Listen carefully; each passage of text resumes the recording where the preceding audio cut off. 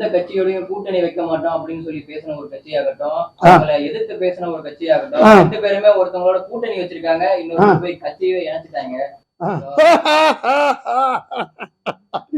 நீங்க யார சொல்றீங்கன்னு தெரியுதப்பா.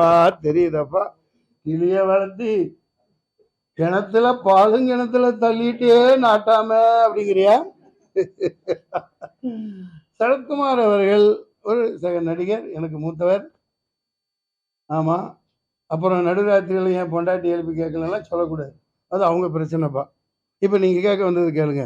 கொஞ்ச நேரம் சிரிக்கலான்னு சிரிச்சேன். நாளைக்கு ஏன் கட்சின்னு சொல்லுவீங்க? ஆமா ஆமா ஆமா இல்ல அப்பா, அதுக்கு நான் ஆரம்பிக்காமே அழைச்சிட்டு போயிருவேன். குடும்ப தலைவிகளுக்கான 1000 ரூபாய் வந்துட்டு பிச்சை போடுறதா விமர்சிச்சிருக்காங்க. கற்கை நன்று பிச்சை புகினும் கற்கை நன்று இல்லையா? அவங்க பிச்சை காசுன்னு சொல்லியிருக்காங்களா? தவறு.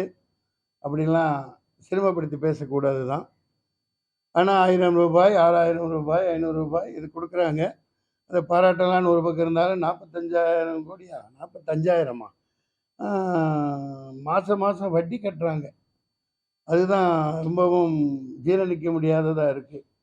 என்னை பொறுத்த வரைக்கும் எங்கள் இந்திய ஜனநாயக புலிகளின் கொள்கை வந்து இந்த அயல் நாட்டு அந்நிய முதலீடு எல்லாத்தையும் தூக்கிடணும். இரும்பு கோட்டை மாதிரி ரிஷப் பிரச்சிலான மாதிரி எல்லாத்தையும் மூடிட்டு இங்கே உற்பத்தியை பெருக்கணும், இங்கே உள்ளவர்களுக்கு வேலை வாய்ப்பு கொடுக்கணும். இவங்க சம்பாரித்து வச்சுக்கிட்டு எல்லாம் பண்ணுறாங்க. அது உங்களுக்கு எல்லாம் தெரியாதது அல்ல. அவங்களுக்கு பிச்சை சொன்னது குஷ்பு பிராட்டியார் செய்தது தவறு. அப்படிலாம் சொல்லக்கூடாது. ஏதோ அவர் கொடுக்குறவன் கொடுக்குறான், வாங்குறவன் வாங்குறாங்க. இருந்தா நீ கொடு, 10,000 கொடு, 5 லட்சம் கொடுக்க சொன்ன மாதிரி கொடுங்க.